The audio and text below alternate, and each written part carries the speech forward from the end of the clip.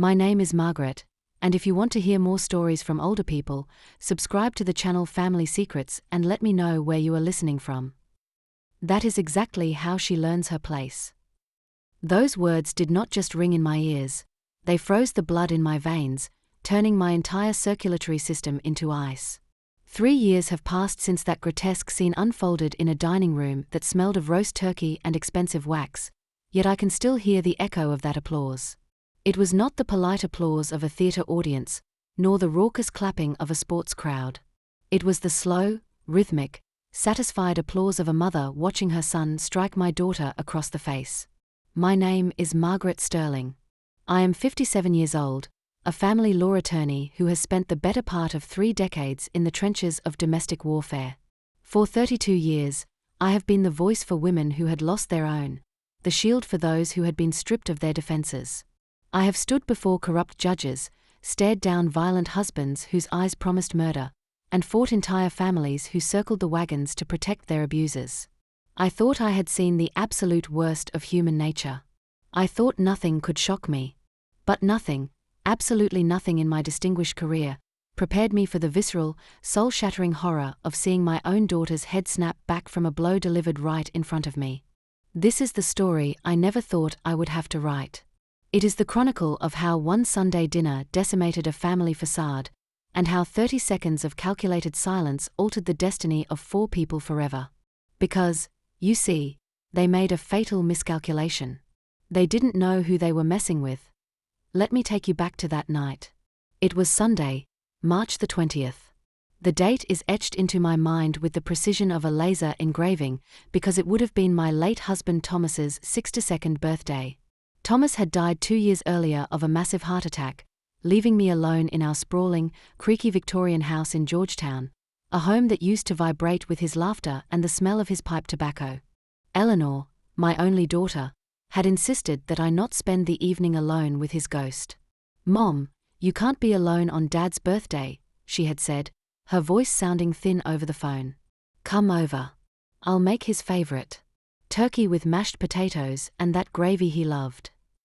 My daughter, my Eleanor, 32 years old, a brilliant chemical engineer, a mind so sharp she could dismantle complex molecular structures in her sleep, a woman who had inherited her father's gentle eyes and my tenacity, or so I thought. I arrived at 7 in the evening at her house in Beverly Hills. It was a gorgeous, imposing residence, a modern fortress of glass and steel they had bought just 1 year prior with the money Thomas had left us. I had given her the full share of the inheritance immediately, ignoring my accountant's frantic advice. "Mrs. Sterling, shouldn't you put it in a trust?" "Just in case," he had asked. "Just in case of what?" I had snapped, annoyed by his pessimism. "Just in case my brilliant daughter marries a man who turns out to be a monster." I should have listened to him. I should have listened to the universe whispering warnings. When I arrived, the table was already set with a precision that felt more like a surgical theater than a family dinner. Fine bone china, crystal glasses that caught the light, unscented candles burning with steady flames. Eleanor had been cooking for hours. I could smell the savory richness of the turkey, the buttery scent of the potatoes, the earthy aroma of the green bean casserole. The smell immediately transported me back to our chaotic, warm kitchen in Georgetown, to Thomas sampling the gravy straight from the pot with a wooden spoon, burning his tongue and laughing, while little Eleanor tried to sneak bits of raw dough. But here, in this multimillion-dollar mausoleum, something was different. The air was too thin. Eleanor was different. Her beautiful, long chestnut hair was cut short, a severe bob that barely brushed her jawline. She wore a high-necked blouse with long sleeves, despite the unseasonable heat of a California March. And when she hugged me, I didn't feel the warmth of my child, I felt the tension of a coiled spring, as if every muscle in her body was braced for impact. "Honey, are you all right?" I whispered into her hair. "Sure, Mom, just tired from the lab." "Big project," she murmured, pulling away too quickly.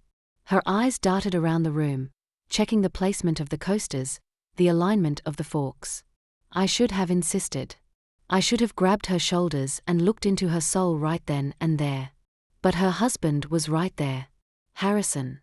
Harrison Thorne, smiling that smile that I had always found too perfect, too rehearsed, like a politician on a campaign trail. "Mother-in-law. Great to see you. Come in, come in. Happy birthday to Thomas, may he rest in peace."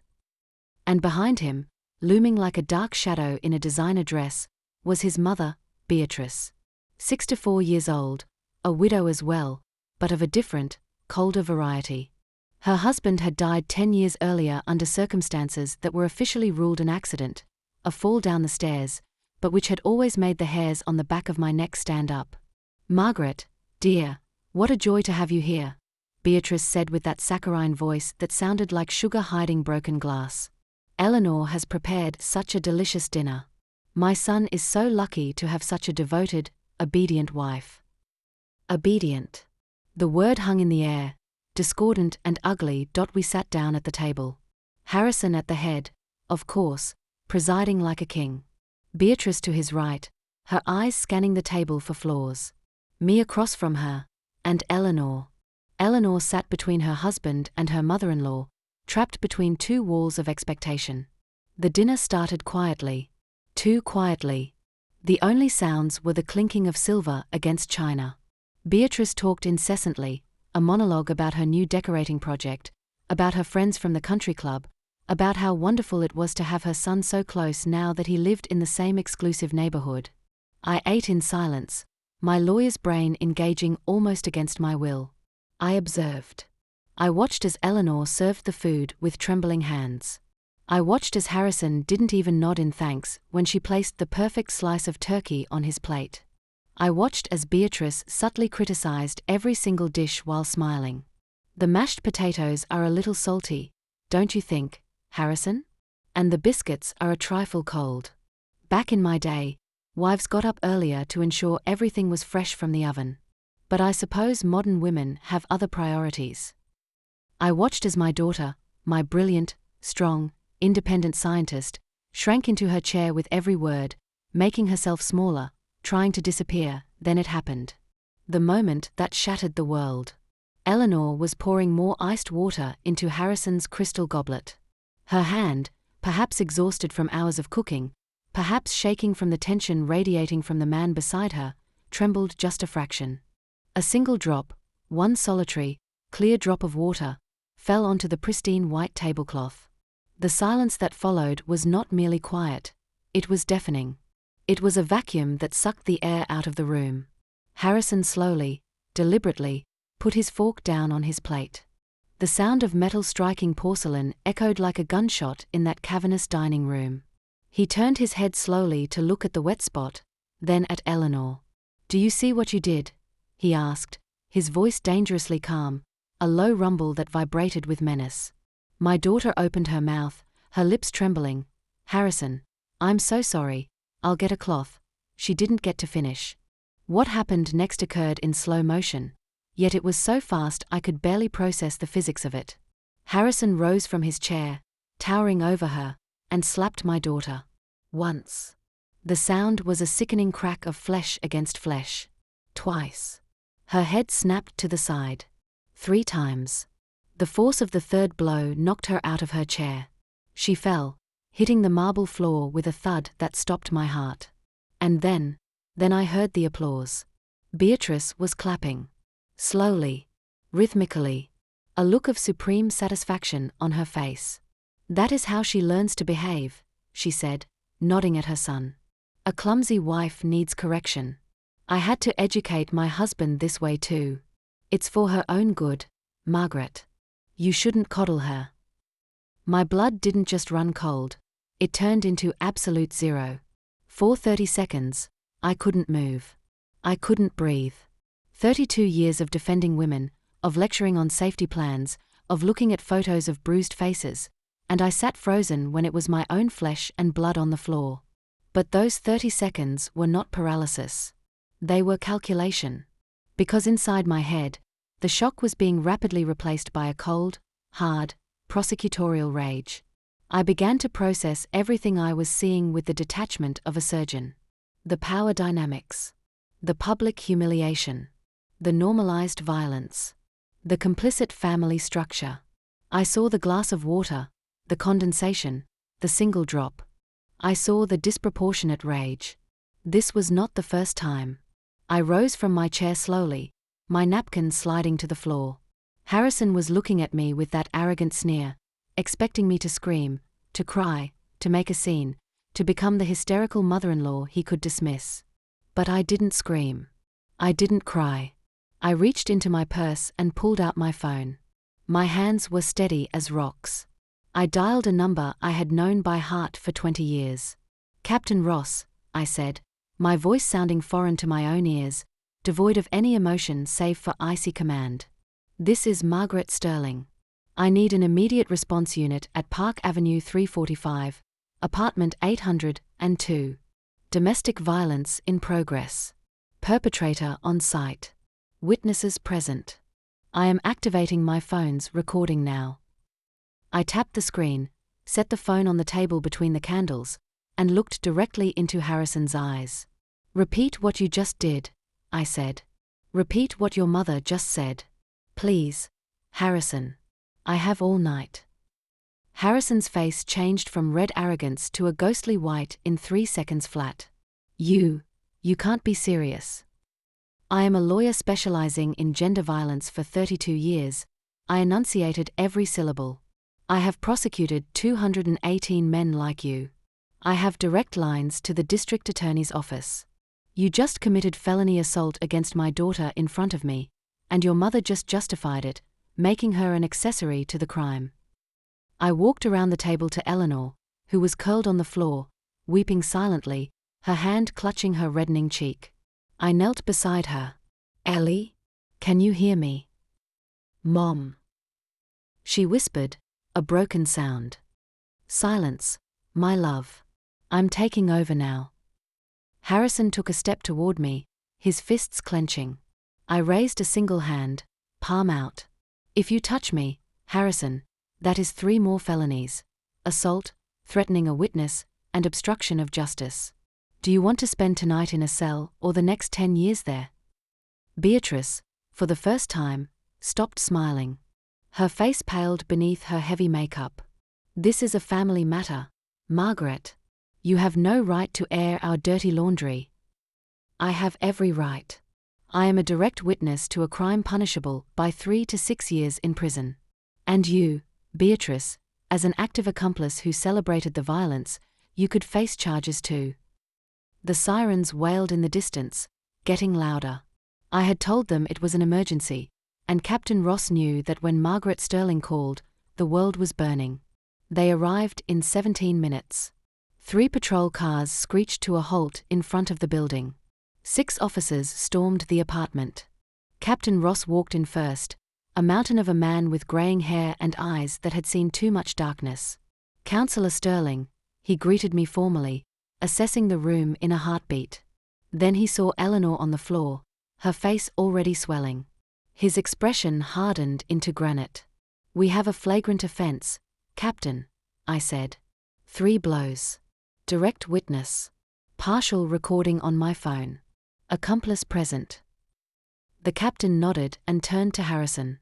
"Sir, turn around and place your hands behind your back." What followed was pure protocol, a dance I had watched 1,000 times but never participated in. Harrison was cuffed. Beatrice was cuffed too, screeching about her rights and her high blood pressure. They were taken to the patrol cars. Before the elevator doors closed, Harrison looked at me with a hatred so pure it was almost tangible. "This isn't over, Margaret," he spat. "My family owns this town. We have connections. We are going to bury you." "Your connections are worth dust when there is solid evidence," I shot back. "And if you try to intimidate me or approach my daughter, I will personally ensure you rot in the deepest hole the Department of Corrections can dig." They took him away. For the first time all night, the house was silent. I hugged my daughter on the floor of her ruined dining room. She cried in my arms for what felt like an eternity, soaking my silk blouse with her tears. She cried years of silence, of fear, of pretending. "Why didn't you tell me?" I asked when she could finally breathe. "I was ashamed," she choked out. "Mom, you're the great Margaret Sterling. You save women." How could I tell you that I was one of them? How could I admit I married a monster? I held her tighter. That ends today. We are going home. I took her back to Georgetown that night. I couldn't leave her in that cold house, surrounded by the remnants of violence. I settled her into her old room, the one we had kept exactly as she left it. Her twin bed with the starry quilt, her science fair trophies, the photo of her and Thomas at her graduation. I made her chamomile tea with honey, just like when she was a child. We sat on the bed, the old floorboards creaking comfortably beneath us. Tell me, I said softly. From the beginning. I need to know when the mask fell off. Eleanor stared into her teacup, watching the steam rise. It started on the honeymoon, she whispered. In Greece. Remember the photos I sent? The ones where I looked so happy. I nodded. We were at dinner in Santorini. A young waiter asked if I liked the wine. I smiled and said yes. That was it. 30 seconds of politeness. Harrison went silent. Back at the hotel, he told me I was a slut. He said I was flirting right in front of him. He made me apologize for hours, Mom. He made me feel like I had betrayed him by smiling at a waiter. That was the first fracture. She took a shaky breath. Then it was the clothes. That skirt is too short, you look like you're selling something. Then it was the friends. Patricia is a bad influence, she drinks too much. Then it was my job. You love the lab more than me. He isolated me, Mom. Brick by brick. And the violence? I asked, dreading the answer. 4 months ago, she said, her voice barely audible. I was cooking. Onions. He came home and said the house smelled. He grabbed me by the hair. He threw me against the counter. I cut my hand on Dad's Japanese knife. I was bleeding, crying on the floor. And Beatrice. Beatrice was there. She was there. She stepped over me, Mom. She opened her purse and took out a compact. She showed me how to use yellow concealer to cover bruises. She said, wives have to learn when to shut up. I learned, now it's your turn. I felt a rage so hot it almost blinded me. Beatrice wasn't just an enabler, she was a mentor. She was passing down a legacy of violence like a family heirloom. We are going to destroy them, I vowed to my daughter in the dark. Legally, financially, socially. We are going to burn their world to the ground. And we tried. But what I didn't account for was how deep the rot went. The next morning, the war began. It didn't start with lawyers, it started with a phone call. Margaret Sterling, a cultured female voice asked. This is Christine Douglas. I'm a friend of Beatrice. I knew the name. Old Money. And attached to it was a court order signed by Magistrate Edward Thorne, Harrison's uncle, suspending the restraining order due to lack of sufficient evidence. The nepotism was blatant, shameless. I immediately filed an appeal, calling in every favor I had with the honest judges in the district, but the message was clear: the law works differently for them. Then came the psychological assault. Eleanor's phone started lighting up. Messages from unknown numbers. Ellie, my love, I'm so sorry. I'm in therapy, I swear. My mother is sick, she didn't mean it. Please, just talk to me. Don't let your mother destroy us. It was the classic cycle: the abuse, the apology, the honeymoon phase. I saw Eleanor wavering. Hashtag Justice for Harrison trended locally. Eleanor was put on administrative leave by her pharmaceutical company until the scandal blows over. My accounting firm was hit with a surprise IRS audit, triggered by an anonymous tip. My friends stopped calling. Eleanor's friends blocked her. We were being erased. One night, a week into the siege, I found Eleanor in the garden, standing by Thomas's overgrown herb patch. She looked like a ghost. I can't do this, Mom, she whispered. I'm tired. I have no job, no friends, no reputation. Maybe I should just drop it. Maybe if I go back, he'll be better. I grabbed her shoulders, turning her to face me. That is exactly what they want. They want to exhaust you. They want you to believe that slavery is easier than war. But listen to me, if you go back, the next time I see you might be in a morgue. We are losing battles, yes. But we have not lost the war. How can we win against this? She sobbed. They have money, power, judges, the media. We have the truth, I said, though my own faith was shaking. And we have me. Just then, my phone rang. It was Captain Ross. His voice was tight, urgent. Margaret, get to the station. Now. What happened? Did they drop the charges? No. Someone dropped off a package. An anonymous package left at the front desk at 4 a.m. No fingerprints, no return address. What's in it, David? Evidence, Margaret. The kind of evidence that doesn't just win cases. The kind that buries dynasties. You need to see this. I looked at Eleanor. Get dressed. We are going to the station. Why? Because the tide just turned. We drove to the precinct in silence, the city lights blurring past. I didn't know what was in that box. I didn't know who had sent it. But as we walked into the sterile, coffee-scented air of the police station, I felt a shift. We were about to discover that Harrison's violence wasn't just a personality flaw. It was a heritage. And the ghost of a man dead for 10 years was about to speak from the grave. Captain David Ross placed the cardboard box on the metal interrogation table with a reverence usually reserved for religious artifacts. The fluorescent lights of the precinct hummed overhead, a low electric buzz that seemed to vibrate against my frayed nerves. Eleanor stood beside me, her hand gripping the back of a chair so hard her knuckles were white. Open it, I said, my voice steady despite the adrenaline coursing through me. Ross put on a pair of blue latex gloves and sliced the tape.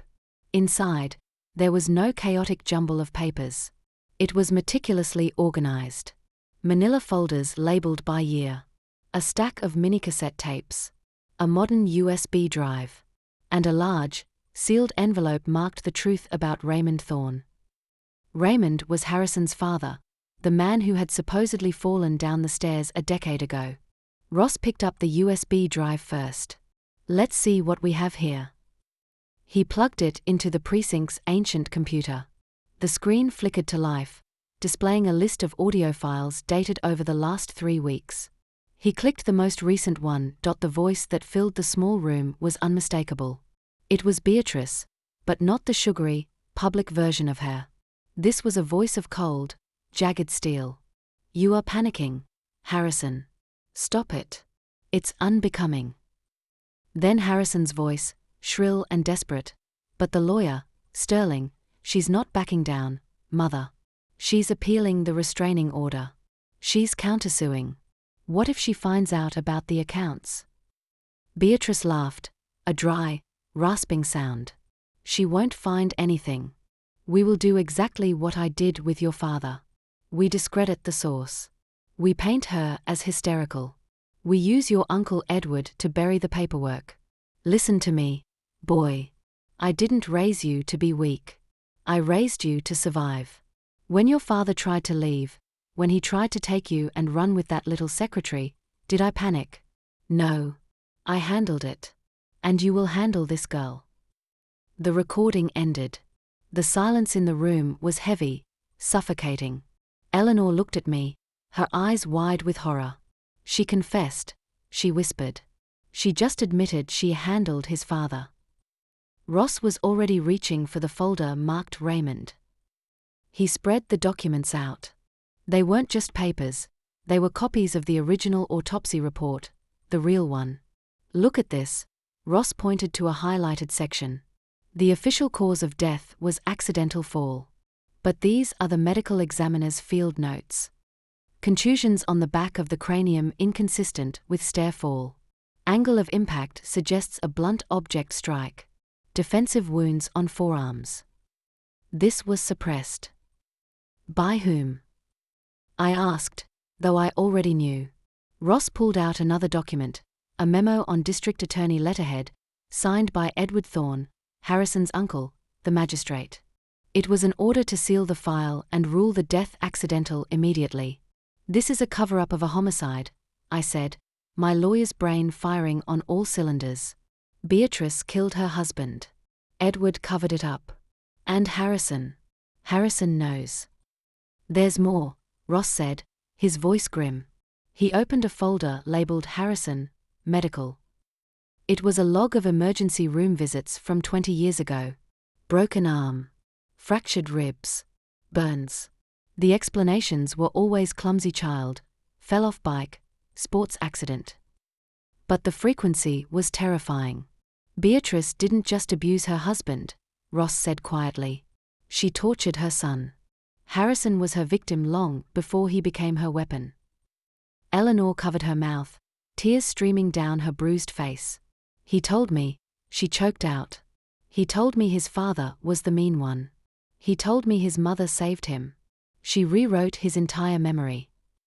We spent the next 4 hours going through every scrap of evidence.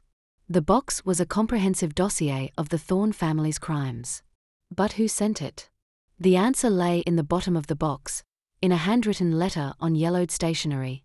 My name is Arthur Thorne, I read aloud. I am Raymond's cousin. I have lived in silence and cowardice for 10 years. I saw the bruises on Ray. I saw the fear in the boy's eyes. When Ray died, I knew she had killed him. Beatrice told me that if I ever spoke up, my own children would have accidents. So I ran. I moved to Ohio and tried to forget. But when I saw the news about the lawsuit against Evelyn Reed and her daughter, when I saw history repeating itself, I couldn't sleep. I hired a private investigator to plant bugs in Beatrice's house last month. I gathered the old records I had saved. I cannot give Ray back his life, but maybe I can save this girl. Burn them down. We have enough, Ross said, standing up.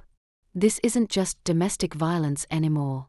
This is cold case homicide, conspiracy, corruption of a public official, and child abuse. I'm waking up the district attorney. The real one, not their pocket puppet. I looked at Eleanor. Are you ready? For what? For the counterattack. The sun was rising over the city when we left the station, but for the first time in weeks, the light didn't feel exposing. It felt cleansing. We didn't go back to hiding. We went on the offensive. By noon that day, the landscape of our war had changed dramatically. I filed an emergency motion with the state Supreme Court, attaching the evidence of Magistrate Thorne's corruption. Within hours, he was recused from all cases and placed under administrative investigation. The false lawsuit against us was frozen. The IRS audit was halted when we provided proof it was initiated by a fraudulent complaint. But the real blow, the death blow to their dynasty, came at 2:00 p.m. Captain Ross led a team of detectives to Beatrice's estate. The news cameras, tipped off by a source, my assistant, Lucy, were there to capture the moment the untouchable Beatrice Thorne was led out in handcuffs, not for a slap on the wrist, but for first-degree murder. Harrison was arrested at his office. The footage of him being dragged out, screaming that his uncle would fire everyone, played on a loop on the evening news. The social tide turned so fast it caused whiplash. The blog that had smeared Eleanor vanished. The hashtags changed from #JusticeForHarrison to #StandWithEleanor. The friends who had abandoned my daughter started calling, leaving frantic voicemails apologizing, claiming they always knew something was off. We ignored them all. We focused on the one thing that mattered, ensuring the cage door locked tight. However, a wounded animal is most dangerous right before it dies. Harrison was denied bail due to the severity of the charges and the flight risk, but Beatrice had resources we couldn't fathom. Her lawyers, a Shark Tank from New York, managed to find a loophole in the wiretap laws. They argued the audio recordings were inadmissible because they were obtained illegally by a private citizen without a warrant. It was a long shot, but it was enough to delay her trial, to create a sliver of doubt. And Harrison, sitting in his cell, was unraveling. 3 weeks later, I received a call from the jail. It was Harrison's lawyer, a court-appointed public defender this time, as the family assets were frozen. He wants to see her, the lawyer said. He says he'll plead guilty to everything, the assault, the violation of the order, the harassment, if she just comes to see him. 1 visit. 5 minutes. Absolutely not, I said. Mom. Eleanor's voice came from the doorway of my study. She looked different. Her hair was growing out, and the bruises had faded to yellow memories, but her eyes were older. I have to go. Eleanor. No. When Eleanor sat down, he pressed his hand against the glass. Ellie, he wept. Ellie, I'm so sorry. I didn't mean to. It was the stress. It was my mother. You know how she is. She pushes me. She made me do it. Eleanor picked up the phone receiver calmly. She didn't cry. She didn't flinch. Stop it, Harrison, she said, her voice clear and resonant. This isn't about your mother anymore. Yes, she broke you. Yes, she is a monster. But you are a grown man. You chose to hit me. You chose to humiliate me. You chose to write those threats. I can change, he pleaded, snot running down his nose. I'll go to therapy. I'll testify against her. Just tell them you forgive me. Please. Ellie. I'm scared. Eleanor looked at him, really looked at him, for a long moment. I do forgive you, she said. Harrison's face lit up with pathetic hope. But not so we can be together, she continued. I forgive you because I refuse to carry the weight of your hatred for the rest of my life. I forgive you so I can forget you. You are not my husband anymore. You are just a sad story that happened to me. She hung up the phone. Harrison started screaming, slamming his fists against the glass, his face contorted into the mask of the beast I had seen that night at dinner. But Eleanor didn't flinch. She stood up, turned her back on him, and walked out. When she stepped into the hallway, she took a deep breath, and I saw her shoulders drop 2 inches. The boogeyman was dead. The legal dismantling of the Thorne family took a year. It was a grueling marathon of depositions, motions, and hearings. Beatrice fought with the ferocity of a cornered demon. She tried to pin the murder on Arthur, the cousin. She tried to claim dementia. She tried to buy witnesses. But the evidence was a tsunami. The medical examiner's original notes, combined with Arthur's testimony and the pattern of injuries on Harrison, painted a picture the jury couldn't ignore. I sat in the front row every day, notebook in hand, watching my daughter testify. She was magnificent. She didn't crumble. She looked the defense attorney in the eye and described the violence with surgical precision. He hit me because he could, she told the jury. Because he was taught that love is control. The verdict came back on a rainy Tuesday in November. Beatrice Thorne, guilty of first-degree murder, conspiracy, and obstruction of justice. Sentence: life without parole. Harrison Thorne, guilty of aggravated assault, stalking, and witness intimidation. Sentence: 15 years. When the gavel came down, there were no cheers. Just a collective exhale, the sound of a heavy burden finally being set down. Beatrice didn't scream this time.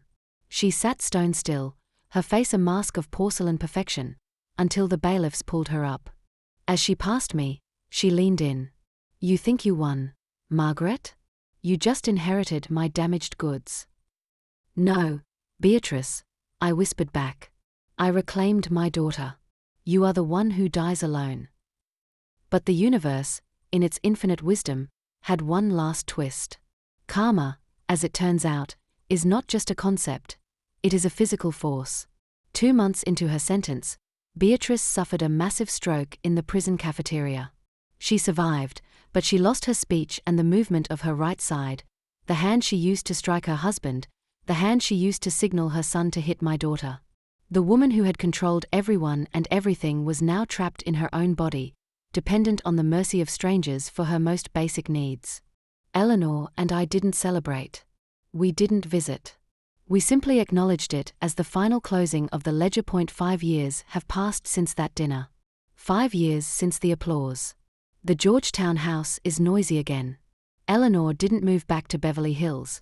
She sold that mausoleum and donated a significant portion of the proceeds to a legal defense fund for victims of domestic abuse. She bought a brownstone in Brooklyn, filled with plants and light. She went back to the lab, leading a team developing low-cost water purification systems for developing countries. She is doing the work she was born to do. And she is not alone. Last Sunday, we were in my garden. The rosemary bushes were tamed. The air smelled of autumn leaves and wood smoke. Eleanor was setting the table, a rustic, mismatched wooden table, not a showroom piece. Beside her was Daniel. Daniel is a pediatrician she met 3 years ago. He is quiet, kind, and possesses a gentleness that still sometimes makes me tear up. He doesn't interrupt her. He doesn't criticize her cooking. When she dropped a glass of wine last month at a party, he didn't freeze. He grabbed a towel and joked that the rug needed a splash of color anyway. I watched them from the kitchen window. Daniel whispered something in her ear, and Eleanor threw her head back and laughed, a real, deep, belly laugh that reached her eyes. "Mom, are you bringing the ribs?" she called out. "Coming." I walked out with the platter, the smell of Thomas's secret barbecue sauce recipe filling the air. We sat down, passing dishes, talking over each other, arguing playfully about politics and movies. It was chaotic. It was messy. It was perfect. Towards the end of the meal, Eleanor tapped her glass. "I have news," she said. She looked at Daniel, then at me. "We are engaged." My heart didn't clench with fear this time. It swelled. "And," she added, her hand resting subconsciously on her stomach, "we are going to need a high chair in about 7 months." Tears prickled my eyes. A baby. A new life, untainted by the darkness we had fought through. "But," Eleanor said, her voice turning serious, "if it's a girl, I'm going to teach her. And if it's a boy, especially if it's a boy, I'm going to teach him that hands are for building, not hitting. I'm going to teach him that respect isn't fear." "You will," I said, reaching across the table to take her hand. "You'll be the mother you needed." That night, after they left, I went into my study. I opened my laptop. I have been writing a book. Not a legal textbook, but a memoir. A survival guide. I titled it The Applause of Silence. I typed the final sentences. We think of domestic violence as a private war, fought behind closed doors. But it is a public crisis that thrives in our silence. We tell women to leave, but we rarely tell them how to fight. We tell them to be strong, but we rarely give them the weapons. My daughter didn't just survive, she rewrote the ending. And if you are reading this, sitting in a house that feels like a prison, walking on eggshells, waiting for the next explosion, know this: you are not crazy. You are not alone. And you are stronger than you think. The door is unlocked. Walk through it. We are waiting for you on the other side. I hit send. The manuscript was off to the publisher. I closed the laptop and walked to the window. The moon was full over Georgetown, illuminating the streets where I had walked as a young bride, as a terrified mother, and now, as a victorious grandmother-to-be. The nightmare was over. The silence was broken. And for the first time in a long time, the only sound in the house was the beating of my own calm heart. Justice is not always swift. It is not always pretty. But when it arrives, it is the most beautiful thing in the world. And we, the survivors, the fighters, the mothers and daughters, we are the architects of that justice. We won.